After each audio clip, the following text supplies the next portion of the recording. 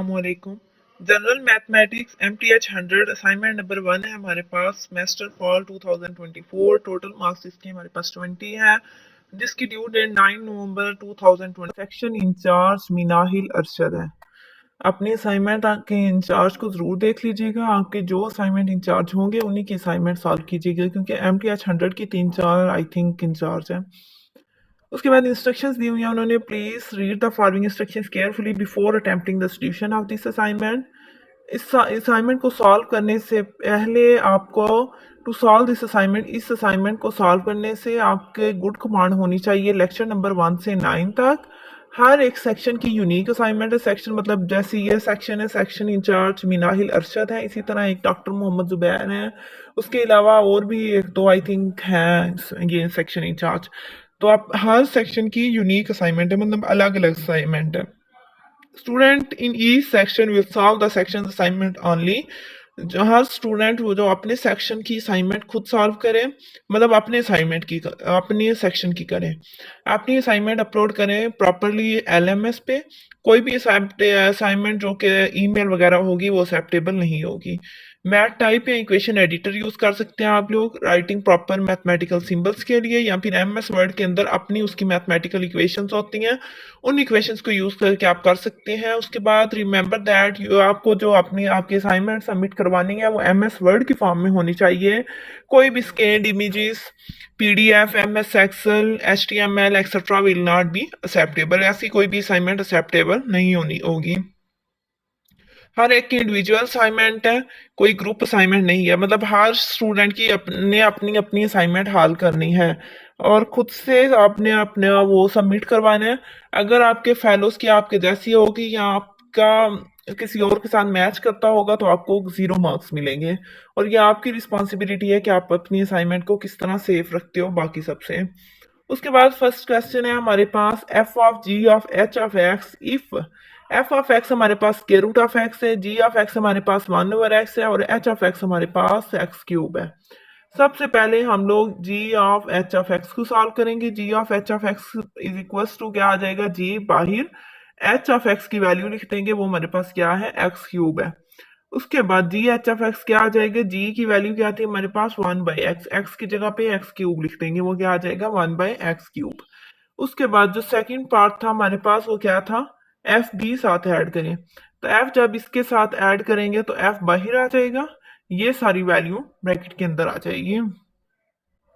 उसके बाद एफ हमारे पास क्या था, square root of x, square root के अंदर ये सारी वैल्यू लिखते हैं। ठीक है, ये यहाँ पे हमारा क्वेश्चन नंबर 1 कंप्लीट हो जाता है। उसके बाद क्वेश्चन नंबर 2 है हमारे पास, find the domain and range of F of G if F of X equal 1/x and G of X X plus 1। हमें फाइंड क्या करना है, पहले एफ ऑफ जी फाइंड करना है, उसके बाद हमने उसकी डोमेन एंड रेंज बतानी है। F of ji of x है हमारे पास, यहाँ पे एक और ब्रैकेट आएगी। ठीक है, F F G of x हमारे पास क्या है, एक्स प्लस 1। एफ की वैल्यू के अंदर एफ की वैल्यू 1/x है, 1/x की जगह पे हम लोग जब इसके अंदर जी ऑफ एक्स रखेंगे 1/x प्लस 1 आ जाएगा, ये आ गया वो।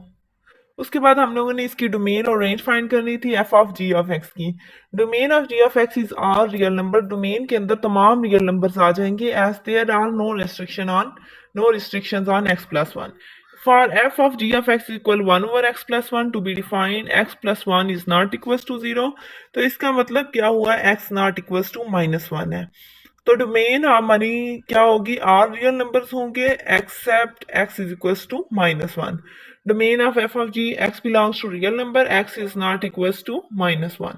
रेंज हमने फाइंड करनी है f of g of x की। Range of f of g of x is R real number, तमाम रियल नंबर होंगे except 0, because there is no value of x such that 1/x plus 1। Thus the range of f of g of x is y belongs to real numbers, y is not equals to 0। यहाँ पे हमारा second question complete हो जाता है। Third question है हमारे पास, solve the following, solve the system of linear equation. इस सिस्टम लीनियर इक्वेशन जो हमें दी हुई है इनको सॉल्व करें। सबसे पहले हमने तीनों इक्वेशंस लिख ली, उनको हेडिंग दे दी, इक्वेशन 1, इक्वेशन 2, इक्वेशन 3 की।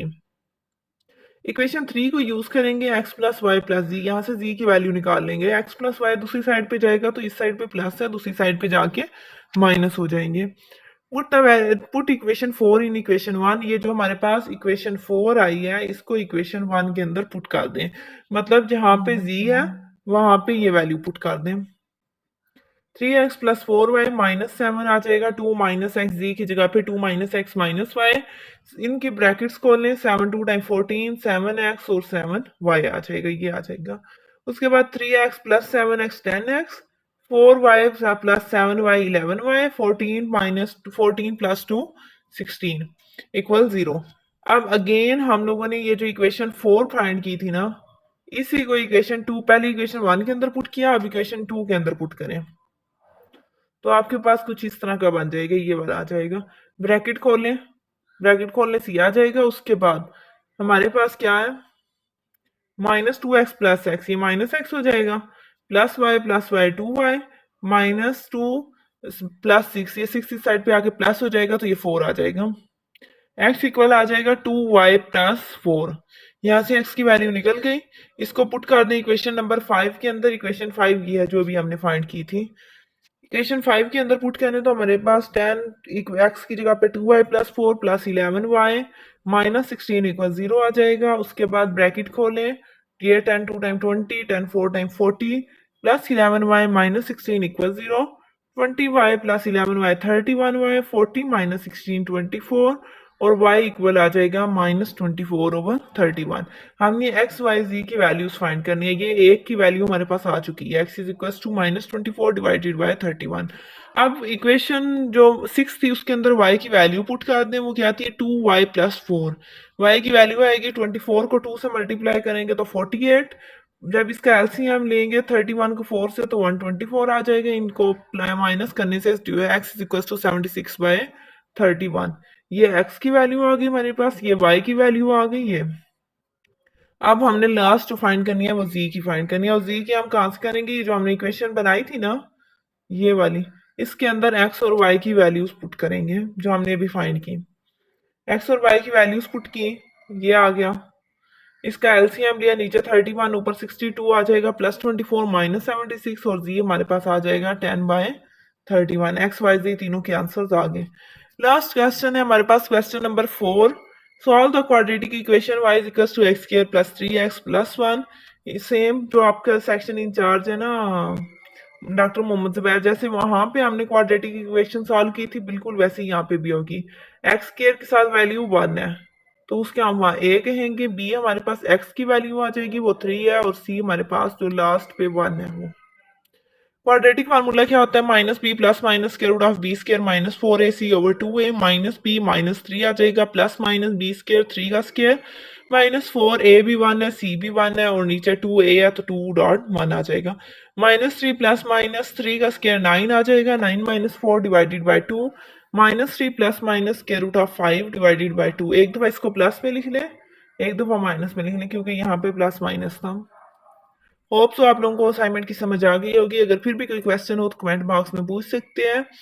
उसके अलावा अगर किसी को पेड असाइनमेंट चाहिए हो तो डिस्क्रिप्शन बॉक्स में मेरा नंबर मौजूद है, वहां से आप लोग मैसेज करके पेड असाइनमेंट बनवा सकते हैं।